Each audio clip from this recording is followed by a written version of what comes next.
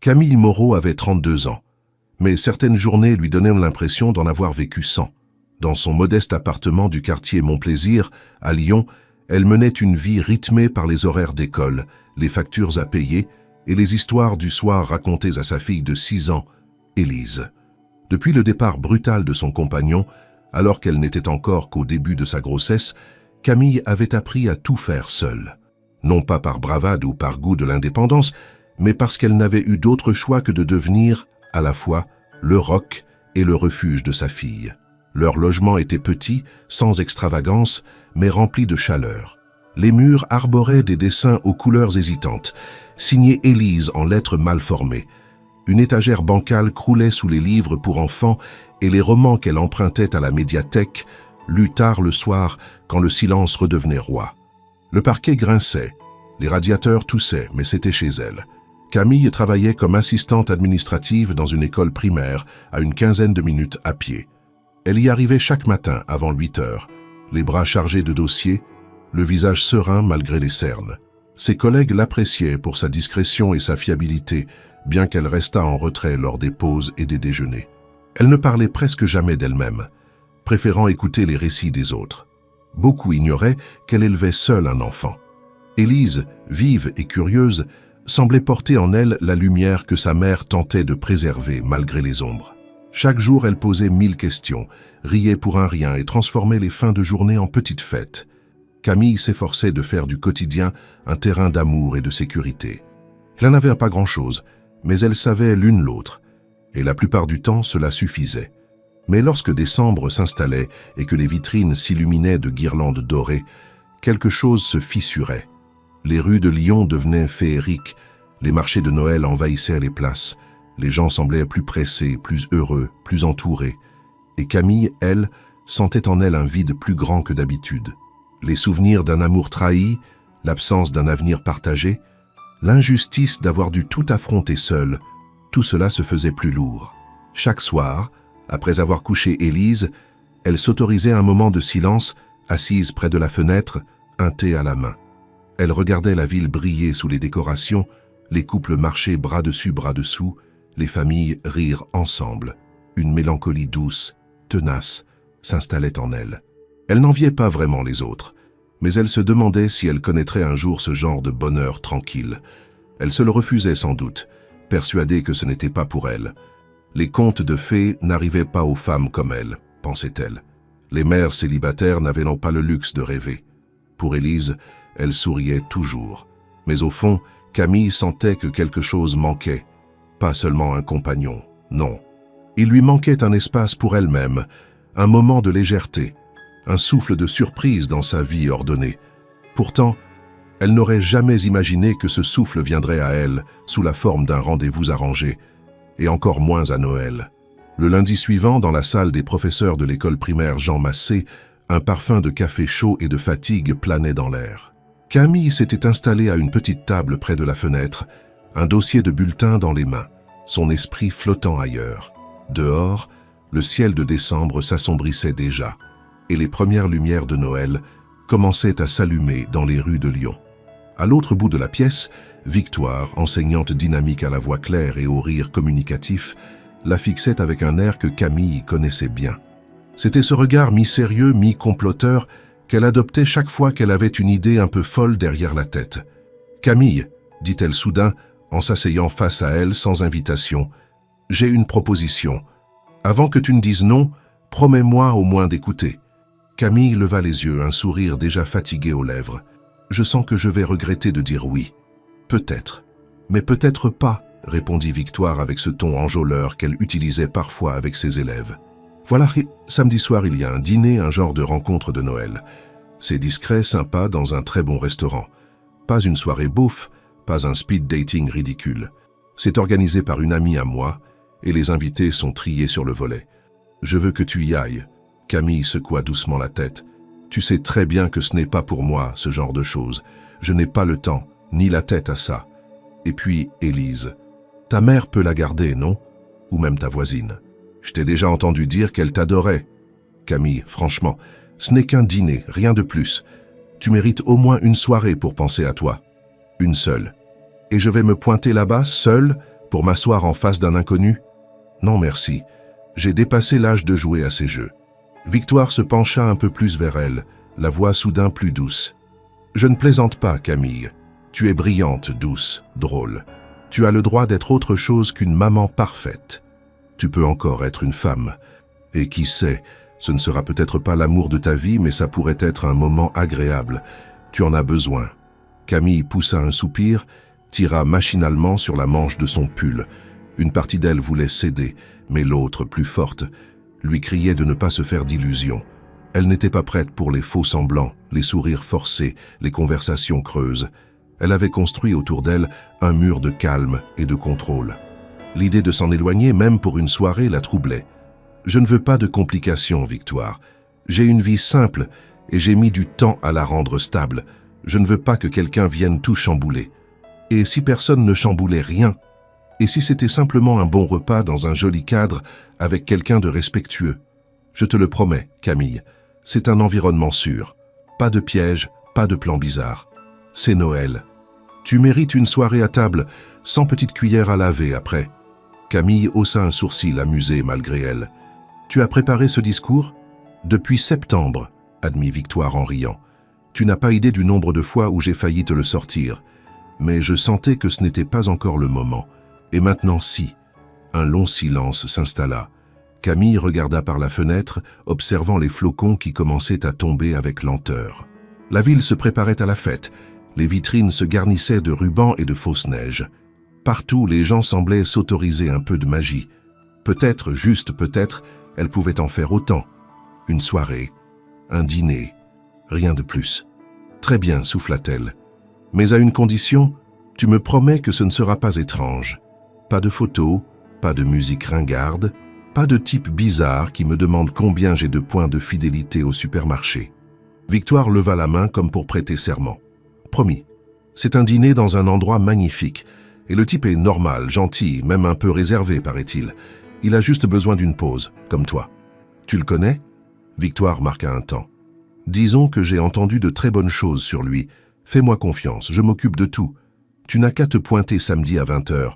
Je t'enverrai l'adresse et le nom de la réservation. Et Camille. Merci.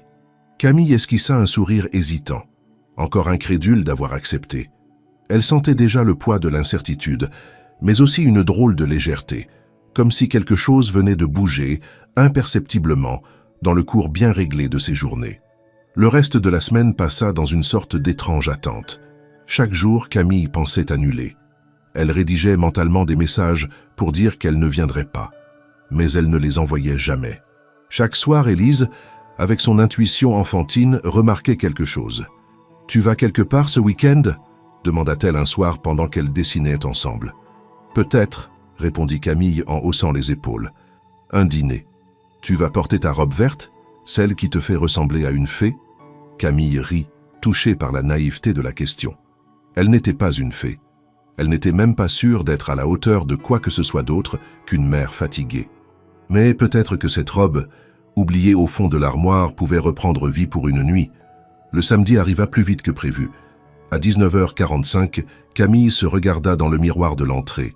La robe verte lui allait encore. Elle avait rassemblé ses cheveux en un chignon discret, ajouté un peu de mascara, un trait léger de rouge à lèvres. Rien d'extravagant, juste de quoi se sentir un peu différente, un peu visible. Avant de sortir, elle se pencha vers Élise, qui jouait calmement avec ses peluches. « Je ne serai pas longue, mon cœur.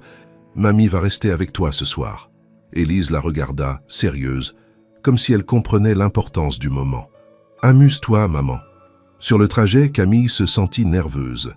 Elle consulta l'adresse que Victoire lui avait envoyée et fronça les sourcils. Le nom du restaurant lui était vaguement familier. Le Jardin de l'Hiver, un établissement raffiné dans le Vieux-Lyon, réputé pour sa cuisine fine et son atmosphère feutrée. Elle se demanda ce qu'elle allait faire dans un lieu aussi prestigieux. À mesure qu'elle approchait, son cœur battait plus vite, et elle n'avait encore aucune idée de ce que Victoire avait omis de lui dire. Le Vieux-Lyon brillait sous les lumières de Noël, avec ses ruelles pavées bordées de lanternes et ses façades historiques, ornées de guirlandes blanches. Chaque pas de Camille résonnait dans les petites rues silencieuses, son souffle formant des nuages dans l'air froid de décembre.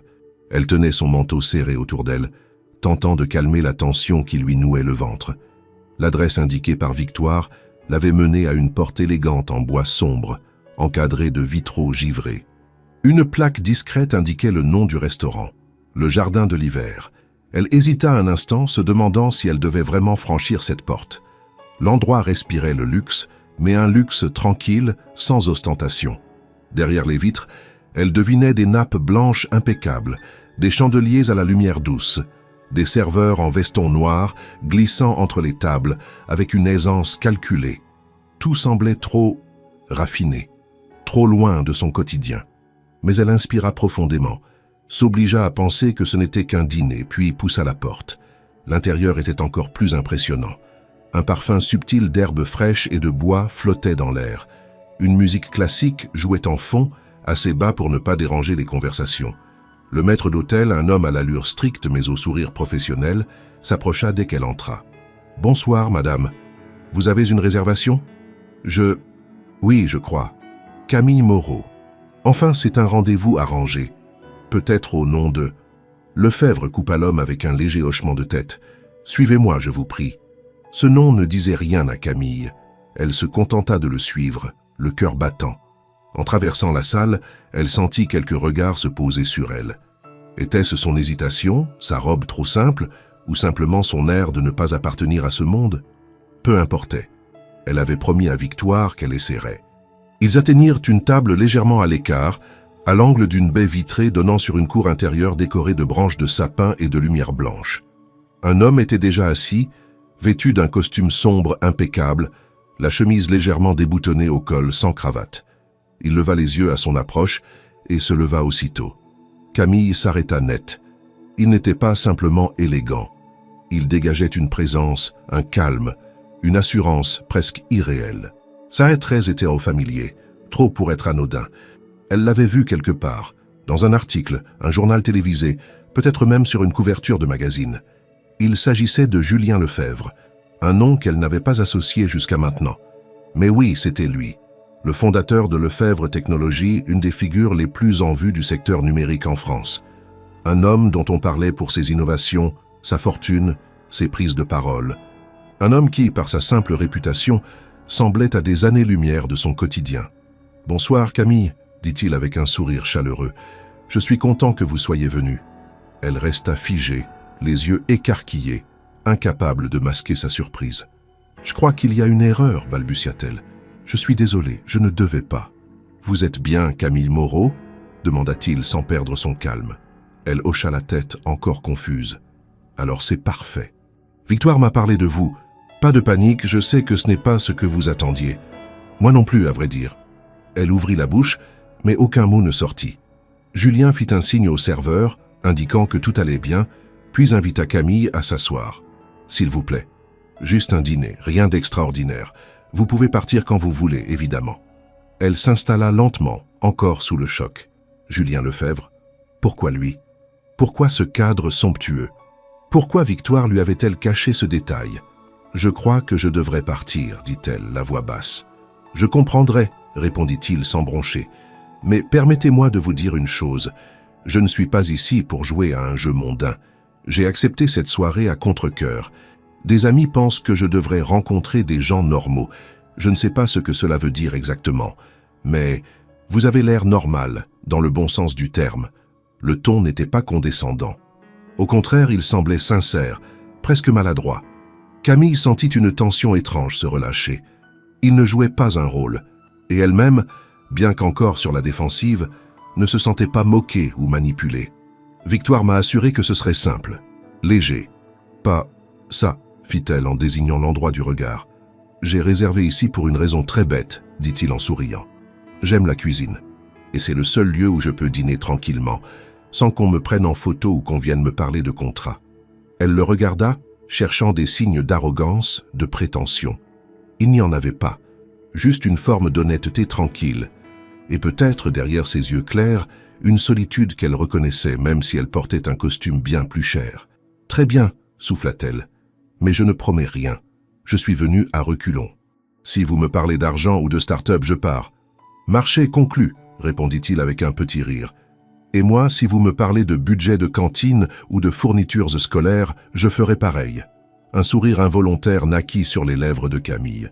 Le serveur apporta les cartes. La conversation, d'abord hésitante, trouva un rythme inattendu. Julien posait des questions, écoutait avec une attention réelle. Il s'intéressait à Élise, à sa passion pour les animaux, à la manière dont Camille jonglait entre le travail et la maternité. Il ne donnait aucun conseil, ne tentait pas de l'impressionner, ne parlait presque jamais de lui. Et pourtant, plus elle l'écoutait, plus elle sentait qu'il portait lui aussi un fardeau invisible. Quelque chose dans sa manière d'éluder les questions personnelles, de détourner habilement certaines remarques, laissait deviner un passé complexe. Mais ce soir-là, Camille décida de ne pas trop creuser. Pas encore. Le mystère de Julien Lefebvre n'était pas le sujet. Pas ce soir. Ce soir, c'était juste un dîner, une parenthèse. Un moment improbable entre deux mondes que tout séparait, sauf, peut-être, une certaine forme de lassitude partagée. Lorsque le serveur se retira, laissant sur la table 2 verres de vin soigneusement servis, Camille resta un instant silencieuse, le regard perdu dans la lumière douce du chandelier. Elle n'arrivait pas à croire à ce qui lui arrivait. Le simple fait d'être assise dans ce lieu raffiné, face à un homme aussi médiatisé, aussi éloigné de sa réalité quotidienne, lui donnait le sentiment de vivre une sorte de parenthèse suspendue, sans repère familier. Pourtant, au lieu de se sentir flattée ou impressionnée, elle se sentait profondément mal à l'aise. Julien Lefebvre, ce nom qu'elle n'associait jusqu'alors qu'à des gros titres économiques ou à des photos de gala, semblait bien réel, bien humain. Trop, peut-être, et cette proximité inattendue perturbait ses défenses. « Vous semblez ailleurs », dit-il calmement. Elle le regarda, piquée de honte de s'être laissée aller à tant de pensées. « Je suis juste surprise que vous soyez là, que vous soyez... vous, en fait. Ce n'est pas le genre de personne que j'imaginais pour un rendez-vous arrangé par une collègue d'école. » Julien sourit avec une certaine amertume. « Ce n'est pas le genre de situation que j'imaginais non plus. Honnêtement, je me suis fait piéger, mais gentiment. Un ami, convaincu que je vis comme un ermite, m'a inscrit à cette soirée rencontre déguisée. Je lui ai dit que je n'avais ni le temps ni la patience, mais il a insisté. Et puis, il m'a parlé d'une femme différente. Quelqu'un d'authentique. Je ne savais pas que c'était vous, mais maintenant que je le sais, je ne regrette pas. » Camille pinça les lèvres, incertaine de ce qu'elle devait ressentir. Elle voulait lui demander ce qu'il attendait exactement. De la compagnie, une aventure, une distraction dans un agenda trop vide d'émotions sincères. Elle craignait d'être un divertissement dans une existence trop calibrée. Mais il n'y avait dans ses paroles aucune trace de supériorité ou de calcul. « Je ne suis pas certaine de comprendre ce que vous cherchez, Julien, » dit-elle enfin, « et je ne suis pas vraiment sûre d'avoir envie de le savoir. Je suis venue ici parce qu'on m'a convaincue de faire une pause. Pas pour plaire, pas pour séduire. Je ne suis pas ce genre de femme. » « Je ne cherche pas ce genre de femme, » répondit-il sans hésiter. « J'en ai rencontré suffisamment pour comprendre que ça ne mène nulle part. Ce que je veux, c'est un moment de vérité, même bref, même imparfait. » Le ton était simple, mais la sincérité qu'elle y perçut l'étonna. Elle n'était pas naïve. Elle savait que les mots pouvaient être choisis avec soin, surtout par des hommes habitués aux négociations et aux discours publics. Pourtant, ce qu'il disait ne sonnait pas comme une performance. La soirée continua avec une légèreté prudente. Camille, encore sur la réserve, accepta de parler un peu de sa vie. Elle évoqua Élise, sans entrer dans les détails douloureux. Elle parla de son travail à l'école, de ses journées rythmées entre les tâches administratives et les petits drames des enfants. Julien l'écoutait, vraiment. Il ne la coupait pas, ne cherchait pas à tirer la conversation vers lui. Il hochait la tête, parfois posait une question discrète, toujours avec cette douceur qui, progressivement, faisait tomber les barrières. Mais Camille n'était pas dupe. Cette aisance, cette attention maîtrisée, cette manière de ne jamais se laisser aller à une parole de trop, tout cela témoignait d'un contrôle permanent. Julien Lefebvre était un homme habitué à tout surveiller, son image, ses réactions, peut-être même ses émotions. Lorsqu'elle tenta avec délicatesse de lui demander s'il avait de la famille à Lyon, ou s'il passait Noël seul, il détourna habilement la conversation. « Et Élise, elle croit encore au Père Noël ?» demanda-t-il, un éclat complice dans les yeux. Camille sentit qu'il venait d'éviter une question importante. Elle nota le changement, mais décida de ne pas insister. Pas ce soir. Elle ne voulait pas gâcher le fragile équilibre qui s'était installé. Pourtant, une part d'elle était troublée. Pourquoi refuser de parler de choses simples? Noël, la famille, l'enfance. Ce n'étaient pas des sujets à risque, à moins qu'ils ne le soient pour lui. Le dessert fut servi. Camille n'avait pas vu le temps passer. La crème brûlée devant elle était délicatement caramélisée, l'arôme de vanille flottant doucement jusqu'à elle. Julien observait sa réaction, visiblement amusé. « Vous regardez ce dessert comme si c'était une trahison. »« Non, répondit-elle en souriant. Juste que je n'ai pas l'habitude de finir un repas sans devoir faire la vaisselle ou nettoyer les miettes sur le sol. » Ils rirent tous les deux, sincèrement cette fois. Un rire bref mais vrai, qui rompit un peu plus la distance entre eux. Il y avait quelque chose d'apaisant dans ce moment. Camille se surprit à se détendre, à accepter que peut-être cette soirée ne se terminerait pas dans la gêne ou l'ennui. Mais l'ombre du doute persistait. Elle ne savait pas encore si Julien était un homme blessé ou simplement distant par choix. Elle ne savait pas non plus pourquoi Victoire avait pensé qu'ils seraient compatibles. Il y avait trop de zones d'ombre, trop de non-dits.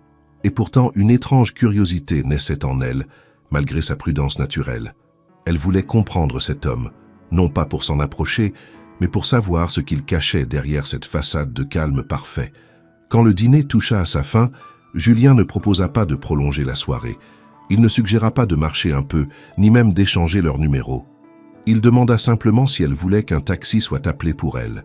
Elle refusa poliment. « Je préfère marcher un peu, ça me permet de réfléchir. »« Je comprends, » répondit-il, « et je vous remercie d'être venu. Vraiment. » Ils se levèrent. Julien tendit la main. Camille hésita une seconde, puis la serra. Sa poigne était ferme, mais pas autoritaire. Un geste simple, sans attente. Elle se retourna, prête à partir. Mais à mi-chemin de la sortie, elle se retourna une dernière fois. « Julien ?» dit-elle. Il releva les yeux. C'était moins étrange que prévu. « Je prendrai ça comme un compliment, » répondit-il, un sourire discret au coin des lèvres. Dehors, l'air était encore plus froid que lorsqu'elle était arrivée.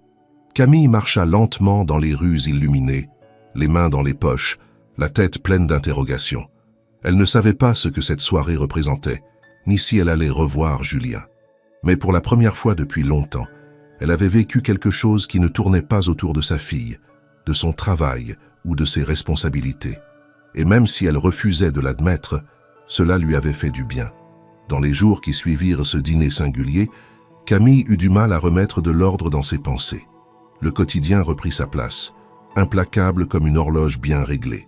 Les devoirs d'Élise, les réunions à l'école, les courses à faire, les repas à préparer, tout s'enchaînait comme toujours. Et pourtant, quelque chose flottait dans l'air, un écho discret de cette soirée inattendue au jardin de l'hiver. Elle n'en parla à personne, pas même à Victoire. Elle savait que cette dernière l'interrogerait avec son enthousiasme habituel, lui tirerait les moindres détails, et Camille n'était pas prête à mettre des mots sur ce qu'elle-même ne comprenait pas encore. Julien Lefebvre. Le nom résonnait dans son esprit chaque fois qu'elle ouvrait un journal, ou qu'elle passait devant une vitrine, où un écran diffusait des chaînes d'information. Elle découvrit qu'il était omniprésent dans les actualités économiques, cité pour ses innovations technologiques, ses investissements stratégiques, ses déclarations calculées. L'image publique du PDG était nette. Un homme brillant, réservé, redouté dans les conseils d'administration et adulé par les jeunes entrepreneurs. Mais le Julien qu'elle avait rencontré au restaurant ne correspondait pas tout à fait à cette version-là. Ce soir-là, il avait été attentif, presque doux. Il avait parlé peu de lui, mais jamais avec arrogance. Et c'est précisément ce silence, ce refus de se livrer, qui restait en suspens dans l'esprit de Camille. Ce n'était pas de la simple discrétion. Il y avait autre chose, une retenue, un poids invisible. Elle y avait repensé en détail. Chaque fois qu'elle avait abordé un sujet personnel, Julien avait détourné la conversation avec une facilité déconcertante, sans jamais paraître impoli ni distant. Il savait esquiver, mais sans fuir. Cela exigeait une certaine habitude, un savoir-faire que l'on acquiert quand on porte un masque depuis longtemps. Un après-midi, alors qu'elle attendait Élise à la sortie de l'école, Camille consulta son téléphone et tomba sur un article récent à propos de la Fondation Lefebvre. Il était question d'un nouveau programme de mécénat visant à soutenir des associations locales œuvrant pour les familles monoparentales. Une initiative pilote devait être lancée à Lyon, en partenariat avec plusieurs établissements scolaires. Camille fronça les sourcils. Ce genre de projet était rare venant d'une fondation connue surtout pour son financement de projets technologiques et de bourses universitaires. Le ton de l'article était élogieux, saluant l'implication personnelle et sincère du président de la fondation. Mais pour Camille, cela sonnait comme une coïncidence troublante. Le lendemain, son intuition se confirma. En arrivant à l'école, elle sentit une agitation inhabituelle dans les couloirs. Des affiches avaient été accrochées dans le hall, annonçant une réunion exceptionnelle avec des représentants d'une fondation privée pour discuter d'un partenariat éducatif. À la salle des professeurs, tout le monde en parlait. « Tu as vu ça ?» lança Victoire en entrant. « La fondation Lefebvre, ici. Apparemment, ils veulent créer un programme de soutien pour les mères seules. Ce serait énorme pour nos élèves. » Camille ne répondit pas tout de suite. Elle observait l'affiche, le logo élégant de la fondation, les mots choisis avec soin. Elle avait un pressentiment. Et il se confirma dans l'heure qui suivit. En sortant de la salle, elle croisa Julien dans le hall d'entrée de l'école. Il était là, en chair et en os, vêtu d'un manteau gris sobre, discutant avec la directrice et quelques enseignants. Lorsqu'il la vit, il s'interrompit brièvement, esquissa un sourire sincère, puis reprit sa conversation comme si de rien n'était. Camille, figée, sentit le regard de plusieurs collègues se tourner vers elle. « C'est lui ?» murmura quelqu'un derrière elle. « Il est pas mal, non ?» Camille s'éloigna sans répondre, le cœur battant. Elle ne savait pas ce qu'elle devait ressentir. Surprise peut-être. Méfiance certainement. Il n'avait pas dit qu'il reviendrait. Il n'avait pas évoqué le moindre lien entre leur dîner et ce projet social. Et maintenant, il apparaissait dans son lieu de travail, impliqué dans un programme qui, par un hasard trop parfait, touchait directement son quotidien. La réunion fut organisée le jour même, dans la bibliothèque de l'école. Julien présenta la vision de sa fondation avec calme, professionnalisme. Il parla de reconnecter les sphères sociales, de donner une chance réelle aux familles isolées. Il ne regarda Camille qu'une seule fois, brièvement, mais elle sentit dans ce regard une tension difficile à interpréter. Tout le monde fut impressionné. La directrice conquise déclara que c'était une chance inespérée pour l'établissement. Certains enseignants exprimèrent quelques réserves sur les modalités, mais dans l'ensemble, l'accueil fut enthousiaste. Camille, elle, restait en retrait. Elle n'intervint pas. Elle savait que ce geste, aussi généreux qu'il puisse paraître, la plaçait dans une position délicate. Julien avait franchi une limite sans la prévenir. Même si son projet était sincère, il exposait malgré elle sa vie privée. Très vite, les commentaires commencèrent à circuler. « Tu le connais, non ?» demanda une collègue à la pause. « On t'a vu lui parler. »« C'est une vieille connaissance ?» ajouta une autre, mi-curieuse, mi-envieuse. « C'est ton nouveau prétendant, Camille ?» plaisanta Victoire, sans se douter de l'ampleur de la gêne qu'elle provoquait. Camille répondit avec des sourires polis, sans jamais entrer dans les détails. Mais elle sentit une distance s'installer autour d'elle, une distance faite de spéculations, de jugements déguisés. Le simple fait d'avoir été vue à côté d'un homme influent suffisait à alimenter les conversations. Elle ne voulait pas de cette attention. Elle n'avait jamais cherché à attirer l'œil de qui que ce soit. Et surtout pas ainsi. Ce soir-là, chez elle, après avoir couché Élise, Camille relut l'affiche de la fondation posée sur la table de la cuisine. Elle repensait à chaque parole échangée avec Julien, à chaque silence, à chaque esquive. Elle se demanda s'il avait planifié tout cela depuis le début, s'il l'avait ciblé d'une manière ou d'une autre, ou si, au contraire, quelque chose dans leur rencontre l'avait réellement touché au point de provoquer ce geste. Mais alors, pourquoi ne rien lui avoir dit ? Pourquoi revenir ainsi dans sa vie sans prévenir, sans explication, sans même une tentative de justifier cette apparition soudaine ?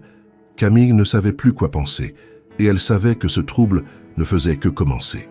Les jours suivants furent pour Camille un mélange d'agacement, d'incompréhension et d'une étrange forme de fatigue émotionnelle.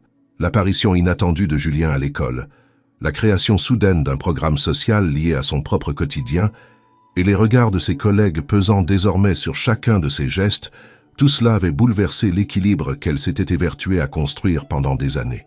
Elle avait vécu tant de temps dans la discrétion, à ne jamais chercher l'attention ni la reconnaissance, qu'être soudainement au centre d'un intérêt collectif, même indirect, l'emplissait d'un malaise profond. Ce malaise s'amplifia encore lorsque, quelques jours plus tard, la directrice convoqua une réunion spéciale à laquelle Camille fut expressément invitée. L'ordre du jour, la mise en place opérationnelle du projet avec la Fondation Lefebvre. L'invitation avait été rédigée de manière standard, sans mention particulière, mais le fait qu'elle ait été glissée en main propre et non simplement déposée dans son casier comme pour les autres, ne fit qu'accroître son trouble. Lorsqu'elle entra dans la salle de réunion, plusieurs regards se tournèrent vers elle, certains bienveillants, d'autres empreints de cette curiosité déguisée qui, selon elle, valait bien pire que la malveillance ouverte. Elle s'assit en silence, salua à peine, et prit des notes mécaniquement pendant toute la durée de la présentation. Julien n'était pas présent cette fois, mais son nom revenait constamment dans la bouche des intervenants. On parlait de lui comme d'un mécène engagé, d'un homme de vision. Personne ne faisait le lien avec Camille à voix haute, mais elle sentait bien que les sous-entendus circulaient. Le soir même, alors qu'elle terminait un plat de pâtes avec Élise, la petite posa soudain une question inattendue. « Maman, c'est qui, monsieur Lefebvre ?» Camille s'immobilisa un instant, la fourchette suspendue entre l'assiette et sa bouche. Élise la regardait avec cette sincérité désarmante propre aux enfants, sans jugement, juste avec une véritable curiosité. « Pourquoi tu me demandes ça, mon cœur ?»« Parce que tout le monde en parle à l'école. Il va aider les mamans, c'est ce qu'ils disent. » Et Victoire m'a demandé si je le connaissais. Camille sentit un frisson lui parcourir le dos. Elle n'aimait pas que sa fille soit mêlée à tout cela. Elle avait toujours tout fait pour que son univers reste protégé, doux, sans les échos du monde adulte et ses complications. « C'est un monsieur que j'ai rencontré une fois, » répondit-elle calmement. « Il veut faire des choses bien, je crois. Mais tu n'as pas à t'en inquiéter, d'accord ?»« D'accord, » fit Élise, avant de se replonger dans son assiette. Mais la question avait laissé une trace. Camille comprit alors que ce qui la dérangeait le plus, ce n'était pas seulement d'être scrutée, c'était de voir sa fille entrer, même de loin, dans un cercle de tension qu'elle n'avait pas choisi. Le lendemain, elle prit donc une décision. Elle attendit la fin des classes, s'assura qu'Élise était avec sa grand-mère pour la soirée, puis se rendit à l'adresse professionnelle indiquée sur le site de la Fondation. Elle n'avait pas pris rendez-vous. Elle n'en avait pas besoin. Elle savait que Julien lui ouvrirait la porte, et il le fit. Lorsqu'elle annonça son nom à l'accueil, l'assistante lui demanda d'attendre quelques minutes. Puis Julien en personne apparut, vêtu d'une chemise claire et d'un pantalon de costume sans cravate. Il semblait surpris mais pas mécontent de la voir. « Camille, je ne m'attendais pas à votre visite. Tout va bien ?» Elle hocha la tête. « Tout dépend de ce que vous entendez par « bien ». Est-ce qu'on peut parler ?» Il l'invita à le suivre dans un petit salon privé, loin des bureaux ouverts et des regards indiscrets. Une fois installée, Camille ne perdit pas de temps. « Je ne comprends pas pourquoi vous avez fait ça, venir à mon école. Lancer un programme qui me concerne directement, sans m'en parler. Vous avez conscience de ce que cela provoque ?» Julien resta silencieux quelques secondes, les doigts joints devant lui, le regard plongé dans le sien. « Ce n'était pas contre vous, ni pour vous mettre mal à l'aise. C'était un projet que j'avais en tête depuis longtemps. Notre dîner m'a simplement rappelé à quel point il était nécessaire et que je n'avais pas à attendre de conditions parfaites pour l'appliquer. C'est tout. »« C'est tout ?» répéta-t-elle, incrédule. « Vous arrivez dans mon école, vous devenez le sujet de toutes les conversations, et vous croyez que je peux simplement faire comme si de rien n'était. Je ne voulais pas vous exposer. Je vous le jure. Je pensais que ça vous plairait. » « Me plaire ? Vous ne me connaissez pas, Julien. Vous n'avez aucune idée de ce que c'est, de devoir tout gérer seul, sans jamais vouloir attirer l'attention. Vous arrivez avec vos bonnes intentions, et moi je me retrouve à devoir justifier des choses que je n'ai même pas choisies. » Julien se redressa légèrement, mais son ton resta calme. « Je suis désolé, vraiment. Je pensais faire quelque chose de bien. Peut-être que j'ai été maladroit. Mais ce n'était pas une manœuvre, ni une stratégie, et je ne vous ai jamais utilisé. » Camille le scruta un moment, cherchant un signe, un doute, une faille. Mais elle ne trouva qu'un homme sincère, peut-être un peu perdu, certainement trop habitué à décider seul. Cette fois, elle décida de ne pas partir en claquant la porte. « Très bien, dit-elle. Alors soyez clair, vous comptez rester impliqué dans cette histoire. Vous allez continuer à venir à l'école, à parler aux enseignants, à croiser ma fille dans les couloirs. Si cela vous dérange, je peux m'effacer. Le projet est entre les mains de l'équipe locale maintenant. Je n'ai pas besoin d'être visible. Ce n'est pas une question de visibilité, c'est une question de respect. Si vous voulez faire partie de ma vie, même en marge, alors il faudra le faire avec mon accord. Pas comme un spectateur qui décide du scénario sans consulter les acteurs. Julien acquiesça lentement, presque soulagé qu'elle pose des limites. Ce fut la fin de leur échange ce jour-là. Il la raccompagna sans chercher à prolonger la discussion. Sur le trottoir, en retrouvant l'air froid de la rue, Camille sentit pour la première fois qu'elle avait repris le contrôle de la situation.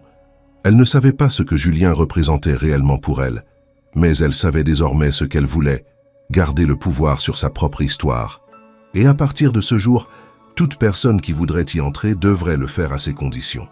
La tension entre Camille et Julien ne s'était pas dissipée aussi rapidement que les phrases de leur dernière conversation pouvaient le laisser penser.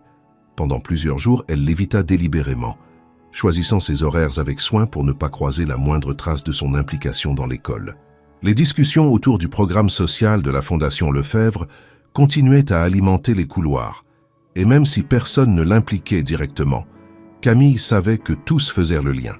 Victoire avait bien tenté quelques commentaires légers, mais face au silence ferme de son ami, elle comprit qu'il valait mieux ne pas insister. Pourtant, Camille n'arrivait pas à ignorer totalement l'existence de Julien. Au-delà de sa gêne et de ses doutes, quelque chose en elle refusait de reléguer ce qu'ils avaient partagé à un simple malentendu. Ce n'était pas de l'espoir, ni une attente précise. C'était un besoin de comprendre davantage, de saisir les nuances derrière l'homme, au-delà de l'image publique ou du geste maladroit. Mais cela ne signifiait pas qu'elle souhaitait relancer quoi que ce soit. C'est dans ce climat ambivalent qu'elle reçut une enveloppe beige glissée dans son casier de l'école. Aucune inscription manuscrite, seulement son prénom inscrit en lettres dactylographiées. Elle l'ouvrit méfiante. À l'intérieur, une carte sobrement imprimée l'invitait à un événement de gala organisé à Paris par la Fondation Lefebvre en faveur de projets sociaux. Il s'agissait d'un dîner caritatif, rassemblant donateurs, partenaires et représentants d'associations. En bas de l'invitation, un petit mot était écrit à la main. « J'aimerais que vous soyez là, pas pour les projecteurs, pour les idées. Julien. » Camille relut la phrase plusieurs fois comme si elle pouvait y découvrir un double sens. Elle hésita à froisser la carte, à l'ignorer comme elle avait ignoré d'autres tentatives de contact. Mais le mot « idée » l'avait accrochée, car malgré tout, elle en avait des idées. Elle avait toujours rêvé de voir l'école faire mieux pour les enfants en difficulté, pour les familles isolées, pour toutes ces mères qui, comme elle, luttaient en silence. Et pour la première fois, quelqu'un comme Julien semblait vouloir écouter, pas par politesse, mais avec l'intention réelle de concrétiser quelque chose. Elle mit plusieurs jours à répondre. Elle ne le fit ni par téléphone, ni par mail. Elle attendit une réunion d'équipe où Julien devait brièvement intervenir par visioconférence. Après son allocution, pendant laquelle il resta très professionnel, Camille se permit une question. Est-ce que cette invitation était destinée à une représentante d'école ou à une invitée personnelle? Julien, derrière l'écran, resta un instant silencieux. Puis il répondit simplement « Aux deux, j'espère ». Un silence flotta dans la salle. Quelques têtes se tournèrent vers Camille, intriguées, mais elle n'y prêta pas attention. Ce fut sa manière d'accepter. Et Julien le comprit ainsi. 2 jours plus tard, elle recevait les détails du voyage. Billets de train, réservation d'hôtel et un programme du dîner. Tout était organisé avec discrétion, sans luxe ostentatoire. Ce soin, paradoxalement, lui fit plus d'effet que si elle avait reçu des bijoux. Elle décida de faire ce voyage. Élise, lorsqu'elle l'apprit, s'illumina comme jamais. « Tu vas à Paris? Tu vas mettre ta robe verte encore ?» Camille sourit, attendrie par l'enthousiasme de sa fille. Elle aurait aimé l'emmener, lui montrer la ville, les lumières, les vitrines animées. Mais ce n'était pas un voyage pour les enfants. Elle se contenta de lui promettre de lui rapporter une petite tour Eiffel en souvenir, ce qui déclencha une série de questions sur les monuments et les rues pavées. Le soir du gala, Camille se sentit de nouveau transportée hors de son monde. L'événement avait lieu dans un ancien hôtel particulier, transformé en espace culturel, au cœur du 7e arrondissement. L'endroit était majestueux sans être prétentieux. Des œuvres d'art modernes côtoyaient des boiseries d'époque, créant un contraste élégant. Les invités affluaient, tous vêtus avec une certaine sobriété chic, discutant par petits groupes, un verre à la main. Camille se sentit légèrement en décalage, mais moins qu'elle ne l'aurait cru. Elle avait choisi une tenue sobre, un tailleur noir qu'elle réservait aux rares occasions formelles, et l'assurance qu'elle avait acquise ces dernières semaines lui permettait de se tenir droite sans chercher à se faire oublier. Julien vint à sa rencontre dès son arrivée. Il ne tenta pas de l'isoler ni de lui voler un moment hors du temps. Il la salua simplement, comme si elle faisait partie intégrante de la soirée. « Je suis content que vous soyez venu. J'aimerais vous présenter à quelques personnes, si vous le permettez. Certaines pourraient bénéficier de votre expérience. » Camille acquiesça. Elle fut surprise de la manière dont il la mettait en avant, non pas comme une curiosité, mais comme une voix à écouter. Au fil de la soirée, elle échangea avec des responsables d'associations, des éducateurs spécialisés, des représentants de collectivités locales. À chaque fois, elle ne se contenta pas de politesse. Elle parla de ce qu'elle vivait, de ce qu'elle constatait à l'école, des besoins urgents, des enfants silencieux et des mères oubliées. Ces mots touchaient, car ils venaient du réel. Julien l'observait parfois, à distance, sans jamais intervenir. Il ne cherchait pas à la guider ni à l'interrompre. Il la laissait exister. Et c'était peut-être le plus grand cadeau qu'il lui faisait. À la fin du dîner, alors que les invités commençaient à se disperser, il vint la retrouver près d'une grande fenêtre donnant sur la cour illuminée. « Vous avez été brillante, » dit-il simplement. « J'ai été honnête, » répondit-elle. « C'est tout ce que je peux être. » Ils restèrent à quelques minutes en silence. Camille observait les lumières de Paris, pensant à Élise, à la routine qui l'attendait au retour, mais aussi à cette brèche qui s'était ouverte. Elle ne savait pas ce que Julien attendait vraiment d'elle, mais au moins, ce soir-là, il n'avait rien exigé. Il lui avait offert un espace. « Je ne vous demande rien, » dit-il soudain, « ni promesse, ni avenir.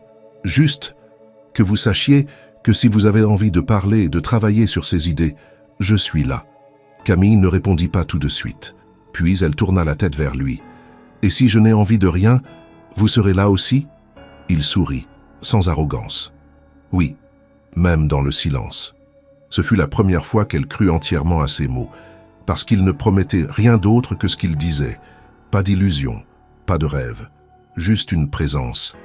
Et parfois, cela suffit à déplacer l'ordre des choses. Camille ne savait pas vraiment pourquoi elle avait accepté de prolonger son séjour à Paris d'une nuit supplémentaire après l'événement.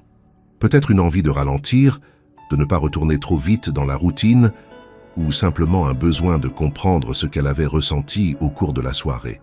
Elle n'avait pas prévu que Julien lui proposerait de l'accompagner à un autre rendez-vous le lendemain. Une visite privée d'un centre éducatif soutenu par sa fondation, suivie d'un déjeuner léger avec l'équipe de direction. Elle hésita, mais finit par accepter. Il ne s'agissait pas d'un tête-à-tête, et tout semblait encore placé sous le signe du projet. Cela la rassura, ou du moins, elle voulut le croire. Le centre, situé dans le 14e arrondissement, était un ancien bâtiment administratif, transformé en espace d'accueil pour adolescents déscolarisés. L'initiative était ambitieuse, bien pensée, et portée par une équipe jeune et motivée. Camille, attentive, prit des notes, posa des questions, s'efforçant de ne pas laisser son jugement être influencé par la présence de Julien à ses côtés. Lui, fidèle à ce qu'il avait montré jusque-là, resta discret, la laissant libre de s'exprimer. Il n'était pas là pour briller, mais pour faire avancer les choses, et malgré les tensions passées, elle appréciait cette posture. C'est seulement plus tard, au cours du déjeuner, qu'un événement vint fissurer ce calme fragile. Alors qu'elle s'était absentée quelques instants pour répondre à un appel de Victoire, qui s'inquiétait de son absence prolongée, Camille, en revenant vers la table, surprit une conversation entre deux hommes en costume, visiblement des partenaires ou associés de Julien. Ils parlaient à voix basse, mais pas assez pour qu'elle ne puisse saisir quelques phrases. « Encore cette histoire d'il y a 3 ans avec la journaliste. Tu te souviens? Le procès étouffé. » Oui, bien sûr. Il avait tout verrouillé juridiquement. Elle voulait l'accuser de manipulation affective. C'était flou mais assez sérieux pour entacher son image. Heureusement qu'il avait les bons avocats. Et surtout les bons contacts dans la presse. Les deux hommes éclatèrent d'un petit rire sec. Camille s'arrêta net à quelques mètres, glacée. Il ne l'avait pas vue. Elle recula d'un pas, fit mine d'ajuster son manteau, puis revint vers la table comme si de rien n'était. Julien la salua d'un regard, mais elle évita le sien. Son appétit avait disparu, et avec lui, la confiance qu'elle avait commencé à lui accorder. Le reste du repas se déroula sans incident, mais Camille restait silencieuse, tendue. Julien remarqua son changement d'attitude. Sur le chemin du retour vers l'hôtel, il lui demanda d'un ton prudent « Quelque chose ne va pas ?»« Non », répondit-elle brièvement. Mais en elle, tout criait le contraire. Une fois à l'hôtel, elle monta dans sa chambre sans accepter l'invitation de Julien à prendre un café dans le salon. Elle avait besoin de réfléchir, seule. Elle revit la scène en boucle, repensa aux mots qu'elle avait entendus. Une journaliste, un procès, une accusation de manipulation émotionnelle. Ce n'était pas rien, même si cela datait de plusieurs années. Et surtout, Julien n'en avait jamais parlé. Elle avait accepté de le revoir, de le suivre à Paris, parce qu'elle croyait à son honnêteté, à sa transformation peut-être tardive mais réelle. Mais si ce passé qu'il avait soigneusement gardé dans l'ombre n'était qu'un exemple parmi d'autres, alors tout ce qu'il lui avait montré jusqu'ici perdait sa valeur. Elle ne supportait pas l'idée d'avoir été trompée, même par omission. Le soir venu, elle décida de le confronter. Elle frappa à la porte de sa chambre, qui s'ouvrit presque aussitôt. Il semblait surpris mais pas inquiet. « Camille, je pensais que... »« On doit parler, » coupa-t-elle. Il s'écarta pour la laisser entrer. Elle resta debout, droite, les bras croisés. « Aujourd'hui, j'ai entendu 2 de vos associés parler d'un scandale. Une journaliste, un procès, des accusations graves. Et vous, Julien, vous n'avez jamais rien dit. Pas une allusion. » Julien pâlit légèrement. Il ne chercha pas à nier. « Ce n'est pas une histoire dont je suis fier. Ce n'est pas une histoire dont vous avez parlé, surtout. Vous passez votre temps à écouter, à esquiver les sujets sensibles, à choisir vos mots. Mais quand il s'agit de votre passé, vous vous taisez. Et moi, je me retrouve dans une situation où je dois deviner si ce que vous me montrez est vrai, ou si c'est une façade. »« Ce n'est pas une façade, » répondit-il posément. « Mais c'est vrai que j'ai des choses que je n'ai pas dites, parce que je ne voulais pas que cela vous touche, parce que je voulais que vous me voyiez autrement. C'est justement ça le problème. Vous avez décidé seul de ce que je devais savoir, comme si j'étais incapable de juger par moi-même. » Il s'assit sur le bord du lit, visiblement accablé. Pour la première fois, il semblait réellement vulnérable, désarmé. Cette histoire avec la journaliste, c'était une relation compliquée. J'ai été distant, oui. Trop froid, peut-être. Elle s'est sentie utilisée, et elle m'a attaqué publiquement. Il n'y a jamais eu de violence, ni de harcèlement, mais j'ai compris trop tard que mon silence, mon détachement, pouvait blesser plus profondément que des mots. Et j'ai laissé les avocats gérer au lieu de parler. Je me suis protégé, parce que j'étais lâche, et que j'avais peur de voir en face ce que j'étais devenu. Camille l'écoutait, immobile. Il ne jouait pas la carte de l'émotion. Il racontait les faits, sans chercher à s'absoudre. Mais la blessure était là, profonde. Elle le voyait. Ce n'était pas seulement une histoire ancienne. C'était un fardeau qu'il portait encore. Et moi, Julien, est-ce que vous me protégez ou est-ce que vous me manipulez aussi, d'une certaine manière? Il leva les yeux vers elle, sincèrement ébranlé. Je ne vous ai jamais menti. J'ai simplement eu peur de tout gâcher si je disais tout. Mais je comprends que mon silence soit une forme de trahison. Et si vous décidez de partir maintenant, je n'aurai rien à vous reprocher. Camille le fixa un moment encore, puis elle tourna les talons, ouvrit la porte. Je retourne à Lyon demain matin, et je vous demande de ne plus me contacter. Il ne répondit rien. Elle sortit, le cœur serré, mais certaine d'une chose. Elle ne voulait plus être spectatrice d'une histoire où elle ne connaissait pas les règles. À peine arrivée dans sa chambre, elle réserva un billet pour le premier train du matin. Les lumières de Paris, vues de sa fenêtre, lui semblèrent soudain bien froides. De retour à Lyon, Camille retrouva sa routine avec une efficacité froide. Elle se leva chaque matin, prépara Élise pour l'école, traversa les couloirs de l'établissement avec un détachement presque mécanique, puis rentra chez elle pour retrouver le silence familier de leur appartement. À aucun moment elle ne prononça le nom de Julien. Pas devant Victoire, ni devant Élise, ni même dans le secret de ses pensées. Elle s'était imposée une barrière stricte. Cette histoire était terminée. Définitivement. Du moins, c'est ce qu'elle s'efforçait de croire. Mais son corps, lui, ne parvenait pas à mentir aussi bien. Elle dormait mal. Des rêves confus la hantaient, dans lesquels des visages flous disaient des choses qu'elle n'entendait pas, et où des regards silencieux semblèrent la suivre jusque dans les coins les plus banals de sa vie. Elle se surprenait à repenser à certains détails. La manière dont Julien l'avait laissé partir sans insister, le tremblement imperceptible dans sa voix lorsqu'il avait parlé de sa lâcheté passée, ou encore le regard qu'il lui avait lancé ce soir-là, dans cette chambre d'hôtel, comme s'il savait qu'il ne la reverrait plus. Élise, sensible aux émotions de sa mère malgré son jeune âge, finit par poser la question qu'elle redoutait. « Tu es triste, maman ?» Camille tenta de sourire. « Non, ma chérie, juste un peu fatiguée. C'est à cause de Monsieur Lefebvre ?» Elle ne répondit pas tout de suite. Elle ne voulait pas que sa fille porte le poids d'une histoire d'adulte. Mais l'innocence de sa question ne laissa pas de place au mensonge. Peut-être un peu, admit-elle doucement. Élise, dans un élan de tendresse, se blottit contre elle sur le canapé. « Tu veux que je lui écrive une lettre pour lui dire de te rendre heureuse ?» Camille la serra fort, émue, touchée et bouleversée à la fois. Ce n'était pas une question de lettres, ni même de mots. C'était une question de confiance. Et cette confiance avait été brisée.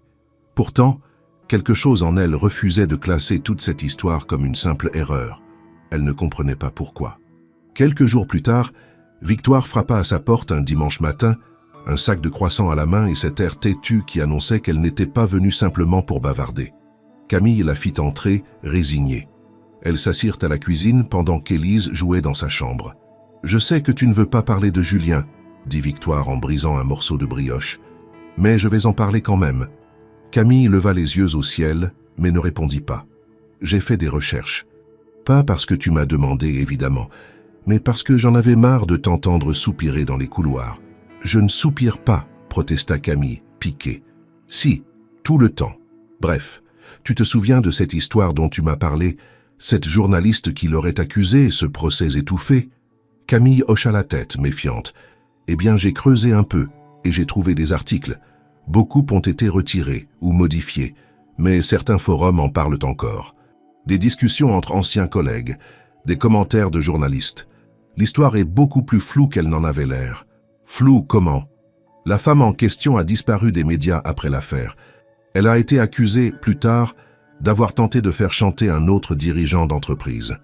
Une procédure judiciaire a été ouverte contre elle pour escroquerie, puis classée faute de preuves.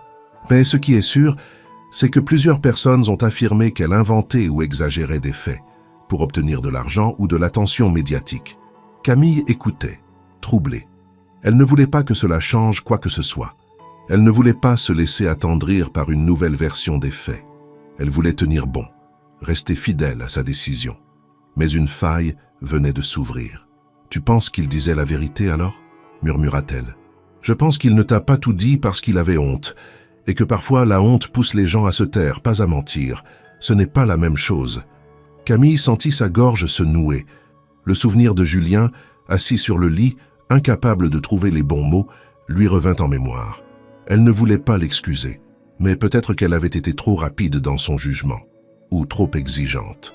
Elle, qui savait ce que c'était que d'être mal comprise, aurait-elle fermé la porte à quelqu'un pour une erreur qu'il n'avait peut-être pas commise? Elle n'en était pas certaine. Mais l'idée s'était frayé un chemin. Le lendemain, en rentrant de l'école avec Élise, elle trouva un paquet sur le paillasson. Aucun nom d'expéditeur. Une boîte simple, élégante, avec une étiquette portant seulement ces mots « Pour Élise ». Elle hésita à l'ouvrir, mais Élise, curieuse, s'en chargea avec l'enthousiasme d'un enfant déballant un trésor. À l'intérieur, un livre, un album illustré, intitulé « Le petit phare et la vague ». Camille le reconnut immédiatement. Il s'agissait d'un ouvrage rare qu'elle avait évoqué lors du dîner avec Julien, racontant l'histoire d'un phare oublié sur une île qui retrouve sa lumière grâce à l'amitié d'une vague persévérante. Elle se souvenait avoir dit que c'était le seul livre qui calmait Élise lorsqu'elle était bébé, mais qu'elle avait dû le revendre pendant une période difficile.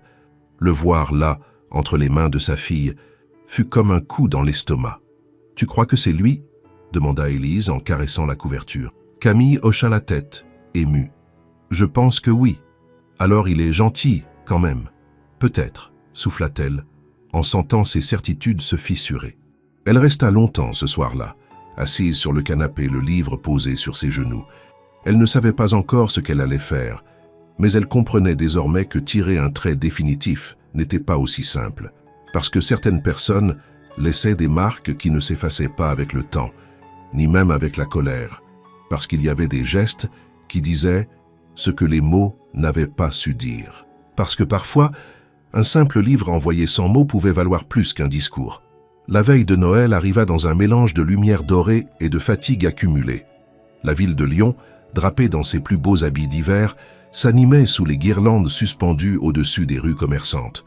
Les vitrines débordaient de jouets, de chocolats et de décorations, et les enfants, excités, tiraient leurs parents par la main à chaque coin de rue. Camille, quant à elle, n'avait rien d'une promeneuse festive. Elle courait d'un point à un autre, les bras chargés de paquets de dernière minute, jonglant entre les courses, les préparatifs du repas chez sa mère et la gestion d'une Élise débordante d'énergie. Tout cela avait un goût de déjà-vu, et pourtant, cette année, quelque chose était différent. Depuis la réception du livre, Camille n'avait pas eu de nouvelles de Julien. Aucune relance, aucun message. Ce silence, loin de la soulager, l'avait peu à peu troublée. Elle s'attendait à une tentative de reconquête, à une explication, à des excuses. Mais il n'y avait rien eu. Et c'est précisément cette retenue, cette absence de stratégie qui l'avait forcé à repenser à tout. Peut-être qu'il avait compris. Peut-être qu'il avait respecté sa volonté de couper le lien. Peut-être qu'il était sincère, finalement. Et peut-être que c'était justement cela, la preuve qu'elle attendait. Ce 24 décembre, Camille devait assister à la représentation de Noël organisée par l'école d'Élise. Les enfants de plusieurs classes participaient à un petit spectacle dans la salle polyvalente, et chaque parent avait reçu une place numérotée. Camille arriva avec quelques minutes d'avance, s'installa discrètement au fond de la salle, parmi d'autres mères et pères habillés à la hâte, l'air pressé mais attendri. La pièce était simple. Des chants, quelques scénettes, beaucoup de rires d'enfants et de maladresses adorables. Lorsque le rideau de fortune s'ouvrit et que les enfants prirent place sur scène, Camille repéra immédiatement Élise. Elle portait une robe blanche ornée d'étoiles argentées et tenait dans ses mains une lanterne en papier. Son visage rayonnait. Camille sentit son cœur se gonfler de fierté. Elle ne pensait à rien d'autre à cet instant. Mais alors qu'elle observait la scène, ses yeux se posèrent instinctivement sur les rangées devant elle et se figèrent. Julien était là, assis à 2 sièges de l'allée centrale, vêtu simplement, les yeux fixés sur la scène. Il ne l'avait pas vu. Il n'avait pas cherché à se faire remarquer. Il était juste, présent, discret, attentif, sans aucune attente visible. Camille sentit un mélange de stupeur, de trouble et d'émotion la submerger. Elle resta un moment immobile, partagée entre l'envie de se lever et celle de rester invisible. Lorsque la représentation prit fin, les applaudissements éclatèrent dans la salle. Les enfants coururent vers leurs parents et Élise se précipita dans les bras de sa mère, excitée comme jamais. « Tu m'as vu, maman ? Je t'ai vu, mon ange. Tu étais magnifique. » C'est alors qu'Élise, comme si cela allait de soi, lança joyeusement. « Et Julien, tu l'as vu aussi ? Il m'a fait coucou quand je suis montée sur scène. » Camille la regarda abasourdie. « Il t'a fait coucou ? Tu savais qu'il allait venir ? Il m'a demandé si je jouais dans le spectacle. Je lui ai dit oui. Alors il m'a dit qu'il viendrait s'il avait le droit. Tu n'es pas fâchée ? » Camille comprit que leur fille, dans sa logique enfantine, n'avait vu là qu'une promesse simple tenue par quelqu'un qu'elle aimait. Et elle, que voyait-elle ? Un homme qui, malgré tout ce qui les séparait, avait trouvé un moyen d'être là, sans déranger. Juste être là. Julien s'approcha lentement. Il n'avait pas changé.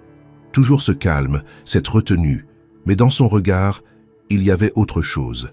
De la sincérité nue, une forme de vulnérabilité qu'elle n'avait jamais perçue aussi clairement. « Bonsoir Camille », dit-il en s'arrêtant à 1 mètre d'elle. « Tu as vraiment demandé à Élise si elle jouait aujourd'hui ?»« Oui. Et je lui ai demandé si je pouvais venir. Je ne voulais pas te mettre mal à l'aise. J'ai pris un siège loin, je n'ai parlé à personne. Je voulais juste la voir et te voir, une dernière fois si c'était nécessaire. Pourquoi maintenant ? Parce que c'est Noël, et parce qu'il n'y a pas de bon moment pour dire les choses importantes. J'ai fait des erreurs. J'en fais encore. Mais je ne veux pas continuer à vivre dans la peur de mal faire. Je ne veux pas me cacher derrière des gestes ou des silences. » Camille tenait toujours Élise contre elle. La petite, épuisée par l'émotion, reposait sa tête contre son épaule. Elle se sentait soudain étrangement calme, comme si cette scène n'était pas un bouleversement, mais une évidence qu'elle avait trop longtemps refusé de regarder. « J'ai compris que je t'avais jugé trop vite, » murmura-t-elle, « mais aussi que tu ne m'avais pas laissé le choix. Tu voulais me protéger de ton passé, mais tu as oublié que moi aussi j'ai un passé, et que je sais ce que c'est que d'avoir honte ou peur. » Je le sais maintenant, répondit-il, et je suis prêt à t'en parler. Tout. Mon enfance, ma famille, mes erreurs. Pas pour me justifier, pour que tu comprennes qui je suis, vraiment. Si tu veux l'entendre, bien sûr. Elle le regarda longuement. Il n'y avait pas de promesse dans ses yeux, pas d'attente pressante. Juste une proposition, une invitation à le connaître sans artifice. Elle hocha lentement la tête. Pas ici, pas ce soir, mais bientôt. Je t'attendrai. Autant de temps qu'il faudra. Ils ne s'embrassèrent pas. Il ne la toucha pas. Il ne chercha pas à forcer le destin. Il recula d'un pas, puis laissa Camille et Élise retrouver leur chemin vers la sortie. Mais elle savait déjà que quelque chose avait changé. Pas dans un éclat de magie. Dans un geste, un silence, un regard honnête, un point de départ peut-être. Rien de plus, rien de moins. Les jours qui suivirent la représentation furent traversés d'un calme étrange. Camille, encore portée par le souvenir de cette soirée inattendue, restait silencieuse, presque contemplative. Elle ne parlait pas beaucoup, mais son esprit, lui, ne cessait de tourner. Les mots de Julien, sa retenue, sa façon d'être présent sans imposer, l'avaient déstabilisé plus que tout ce qu'il aurait pu dire ou faire de grandiloquent.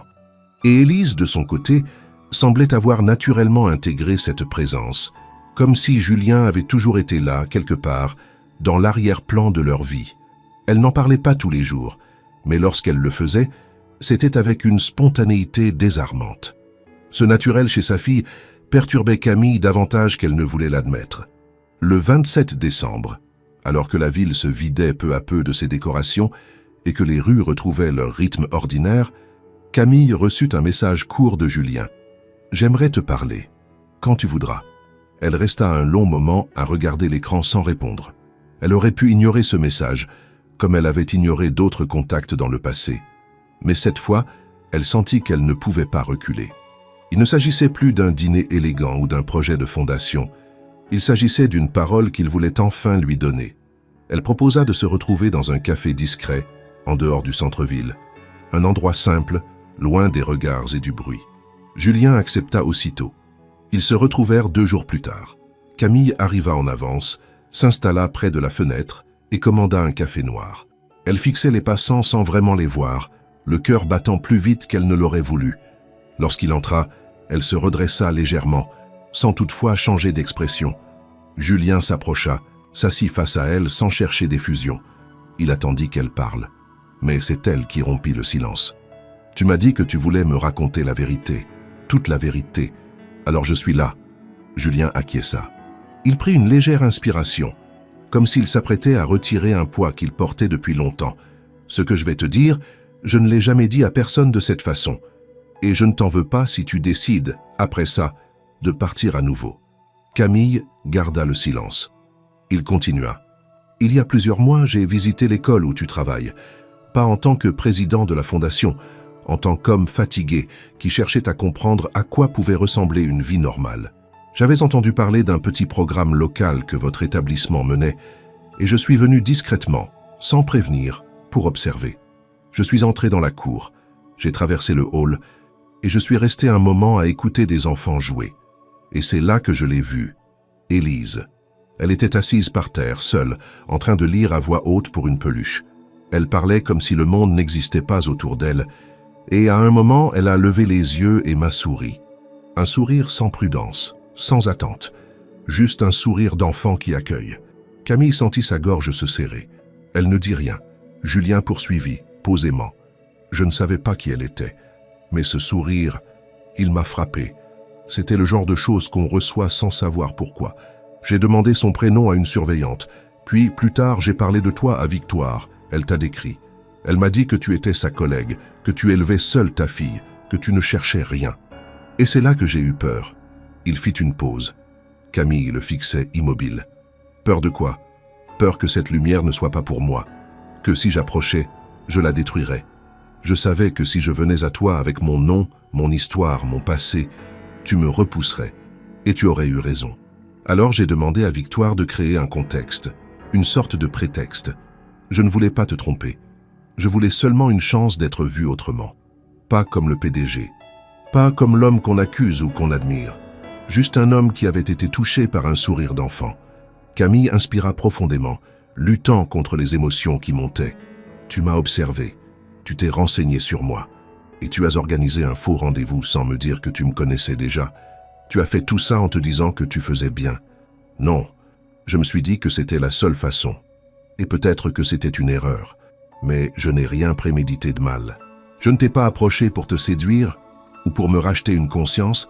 Je t'ai approché parce que pour la première fois depuis longtemps, j'avais envie de rencontrer quelqu'un sans calcul et que je ne savais pas comment faire autrement. Le silence retomba entre eux. Dehors, le vent soufflait dans les branches nues des arbres. Camille se leva lentement, marcha jusqu'à la vitre, resta là un moment avant de se retourner. Ce que tu as fait, Julien, c'est grave. Tu as manipulé les circonstances. Tu as volé à un moment qui aurait dû être vrai dès le début. Tu as décidé à ma place de ce que j'étais prête à accepter. Et même si tu crois avoir agi pour de bonnes raisons, tu as menti. Pas par les mots, mais par l'absence d'eux. Il baissa les yeux sans se défendre.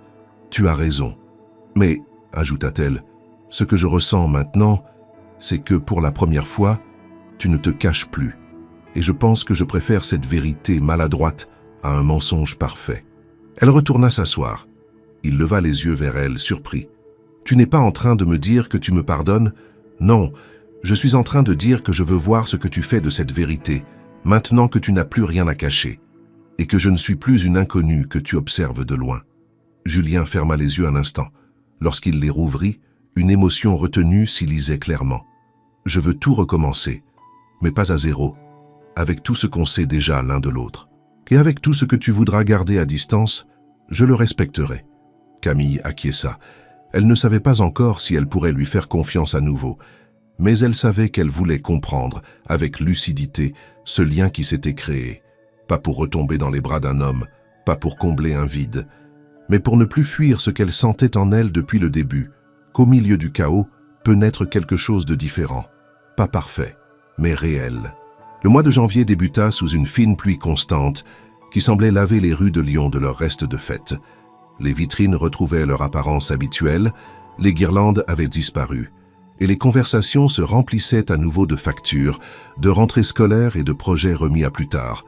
Camille, pourtant, abordait ce début d'année avec une disposition d'esprit nouvelle. Rien n'avait fondamentalement changé dans sa vie, mais la manière dont elle percevait certains gestes, certaines attentes et surtout certaines hésitations avaient évolué.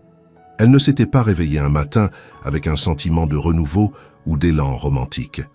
Au contraire, tout en elle s'ancrait désormais dans une forme de prudence solide. Mais cette prudence n'était plus un mur, c'était une porte entr'ouverte.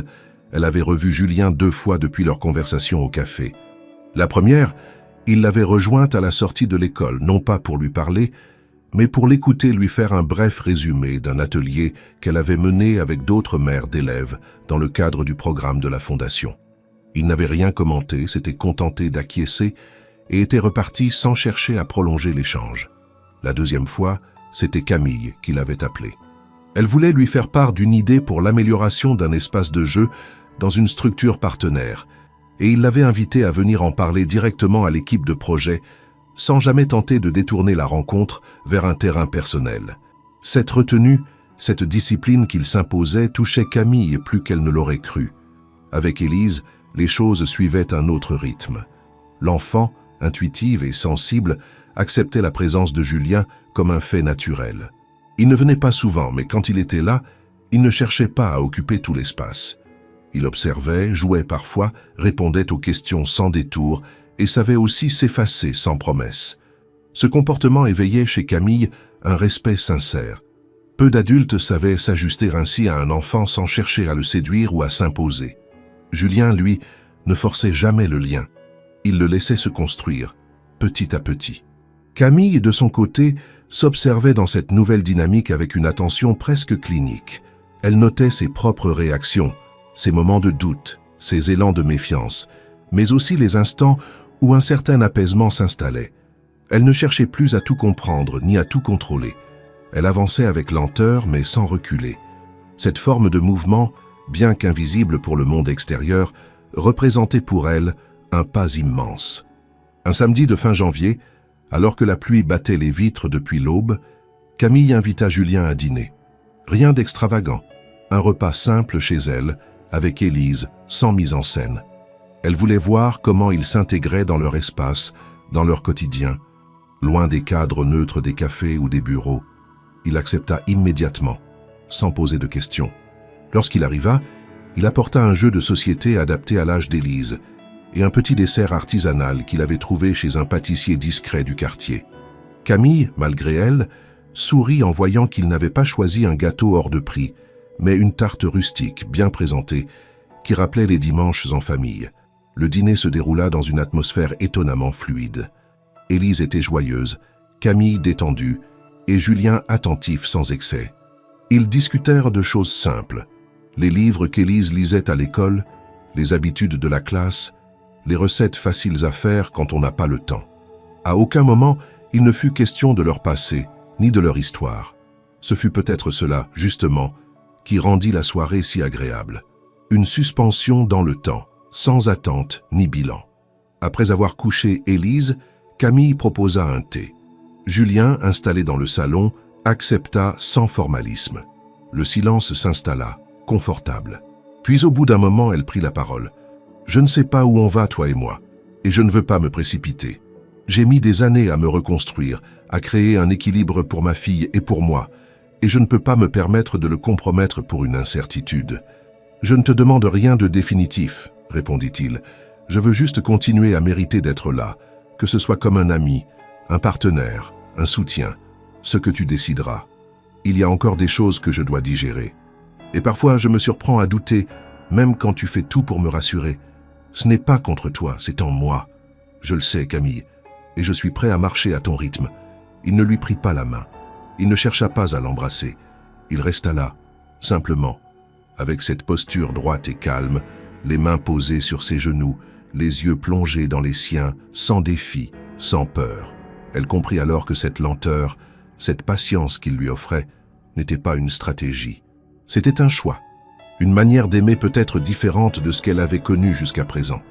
À partir de ce soir-là, Julien devint une présence régulière mais mesurée.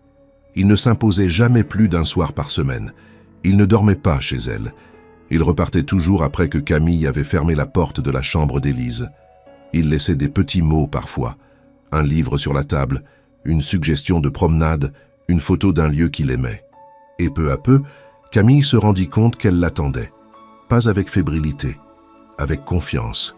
Cette confiance, d'abord fragile, se renforçait au fil des gestes, des regards, des silences partagés. Julien n'était plus ce mystère luxueux qu'elle avait rencontré dans un restaurant trop élégant pour elle. Il était un homme complexe mais sincère, qui avait fait le choix difficile d'abandonner le masque. Et elle, de son côté, ne se voyait plus comme une femme à convaincre ou à protéger. Elle était une partenaire exigeante, capable de poser ses limites, mais aussi de les déplacer lorsqu'elle le jugeait juste. Vers la mi-février, Camille reçut un appel inattendu de la directrice de l'école. Le projet de la fondation avait été retenu pour recevoir un soutien du ministère, une reconnaissance nationale. Elle tenait à la féliciter personnellement pour son rôle moteur dans le développement de l'initiative. Camille, surprise, ne sut d'abord quoi répondre, mais en raccrochant, elle pensa à Julien et à ce qu'ils avaient réussi à faire ensemble malgré les blessures, malgré les doutes. Et elle comprit que quelque chose sans tambour ni déclaration était en train de naître, lentement, mais solidement. 1 an s'était écoulé depuis ce dîner improbable dans le restaurant du Vieux Lion, là où tout avait commencé sans qu'aucun d'eux ne le sache réellement. 12 mois durant lesquels Camille avait cheminé lentement, refusant les raccourcis, les illusions faciles et les excuses trop polies. Elle avait observé, testé, douté, reculé parfois, puis avancé à nouveau. Et Julien, fidèle à ses paroles, était resté à bonne distance, proche sans jamais étouffer, patient sans jamais céder au renoncement. Ensemble, ils avaient créé une forme d'équilibre, un territoire discret, où ni l'histoire ni le futur n'imposaient leurs lois. Ce qu'ils construisaient ne portait pas de nom officiel. Ce n'était ni un couple au sens classique, ni une cohabitation formelle. C'était une alliance, fragile mais sincère, née d'une volonté partagée de ne plus jouer de rôle. Élise, elle, avait grandi de quelques centimètres, mais surtout de beaucoup de sérénité. Sa relation avec Julien s'était faite sans heurts. Il était devenu une figure familière, jamais envahissante. Il l'accompagnait parfois au parc, lui posait des questions sans infantilisme et s'intéressait à ses réponses sans chercher à la corriger. Camille observait cela avec une forme d'étonnement tranquille. Elle n'aurait jamais cru possible qu'un homme comme lui puisse entrer dans leur monde sans tout bouleverser. Mais il l'avait fait, sans fracas, sans grand discours, simplement en restant fidèle à ses engagements. Lorsque le mois de décembre arriva, Camille fut surprise de se sentir légère. Elle qui, les années précédentes, affrontait cette période avec une résistance silencieuse, accueillait maintenant les fêtes avec une forme de douceur inattendue. Elle décora l'appartement avec Élise, sortit des cartons les guirlandes usées, les petites boules peintes à la main, les dessins de maternelle aux couleurs passées. Julien offrit de nouvelles décorations, sobres, et Camille, d'abord réticente, finit par les accepter. Non comme un remplacement, mais comme un ajout. Une façon de dire que leur histoire pouvait s'écrire sans effacer ce qui l'avait précédé. Ils décidèrent de passer le réveillon ensemble. Pas dans un château, pas dans un hôtel, pas dans un décor de magazine. Juste chez Camille. Un repas simple, préparé à trois avec une nappe un peu tachée et des verres dépareillés. Julien proposa de cuisiner un plat de son enfance, une recette transmise par sa grand-mère, une femme qu'il avait peu connue, mais dont il gardait ce souvenir précis. Camille accepta, curieuse. Le jour venu, il arriva avec un panier rempli d'ingrédients frais, un tablier ancien brodé de ses initiales et cette lueur dans le regard qui trahissait une émotion contenue. Ils passèrent à l'après-midi à cuisiner, à se chamailler doucement sur la quantité de sel, à raconter des anecdotes, à rire parfois. Élise chantonnait dans le salon, occupée à bricoler un décor en papier pour la table. Lorsqu'ils s'assirent enfin pour dîner, les bougies allumées, les assiettes pleines, Camille regarda autour d'elle et sentit une chaleur monter. Rien dans cette scène ne criait la perfection, mais tout en elle respirait la justesse. Julien leva son verre, timidement. « Je ne suis pas un homme à toast, dit-il, mais je voudrais dire quelque chose. » Camille l'observa, attentive. « Merci, pour m'avoir laissé entrer, pour m'avoir montré qu'on peut se reconstruire sans effacer ses cicatrices, et pour m'avoir fait comprendre que la confiance ne se demande pas, elle se mérite. » Il n'attendait pas de réponse. Camille, pourtant, posa sa main sur la sienne, brièvement. « Et toi, tu m'as montré qu'un homme peut être puissant sans dominer, présent sans étouffer, généreux sans se faire valoir. » Ils trinquèrent, et Élise, sans comprendre toutes les subtilités de cette conversation, leva son propre verre de jus de pomme avec un sérieux désarmant. Après le repas, ils ouvrirent quelques cadeaux. Rien de luxueux. Camille avait offert à Julien un carnet relié de cuir, vierge, accompagné d'un mot, pour écrire ce que tu ne veux plus oublier. Il en fut visiblement touché. Julien, de son côté, avait offert à Camille un livre de photographies sur les paysages ruraux français, ceux qu'elle avait évoqués un soir comme un rêve lointain de vacances. Pour Élise, il avait trouvé une boîte de crayons de couleur professionnelle et un carnet à dessin de qualité, avec un message. « Pour raconter le monde à ta façon ». La petite éclata de joie, se précipita dans ses bras et lui souffla à l'oreille un mot que Camille n'entendit pas, mais qui fit apparaître sur le visage de Julien une émotion qu'il ne chercha pas à cacher. La soirée se poursuivit dans un calme presque irréel. Pas de musique bruyante, pas d'écran allumé, juste des voix douces, des rires étouffés, le craquement discret du chauffage, et dehors, le silence de la ville endormie sous un ciel clair. Avant d'aller se coucher, Élise demanda si Julien pouvait lui lire une histoire. Il accepta sans hésiter. Camille resta dans l'embrasure de la porte, écoutant sa voix grave lire les aventures d'un petit hérisson solitaire qui découvre qu'il n'est pas obligé de piquer pour être aimé. Elle sentit ses yeux se remplir sans tristesse, juste une émotion dense, profonde, presque ancienne. Lorsque Julien referma le livre et éteignit la lumière, Élise murmura « Tu restes ce soir ?» Il regarda Camille. Elle hocha lentement la tête. « Oui, si ta maman est d'accord. »« Je crois que oui, » souffla Camille. Il ne dormit pas dans son lit. Camille le lui proposa, mais il refusa avec douceur. Il s'installa sur le canapé, sous une couverture qu'elle lui apporta elle-même. Avant d'éteindre la lumière du salon, elle resta un moment debout, le regardant s'installer. Il leva les yeux vers elle. « Joyeux Noël, Camille. Joyeux Noël, Julien. » Elle alla se coucher. Mais cette nuit-là, Elle dormit d'un sommeil profond, sans cauchemar, sans tension, un sommeil plein, un sommeil d'apaisement. Le lendemain matin, elle se leva avant le reste de la maison, fit chauffer de l'eau pour le thé, ouvrit la fenêtre sur l'air froid et observa la lumière pâle qui filtrait sur les toits. 1 an plus tôt, elle se croyait piégée dans une vie figée, sans surprise ni promesse. Elle n'attendait plus rien, et pourtant une chaîne d'événements inattendus, parfois maladroits, parfois douloureux, avait fini par lui offrir ce qu'elle n'avait jamais osé nommer, une possibilité. Pas un conte de fées, mais une histoire vraie, une histoire à 3 faite d'ajustements, de silence respecté, de lenteur assumée. Et ce matin-là, en posant sa tasse sur la table, Camille sourit à l'idée que parfois, le hasard n'a pas besoin de magie pour tout changer. Il suffit qu'il rencontre le courage de 2 êtres décidés à recommencer autrement.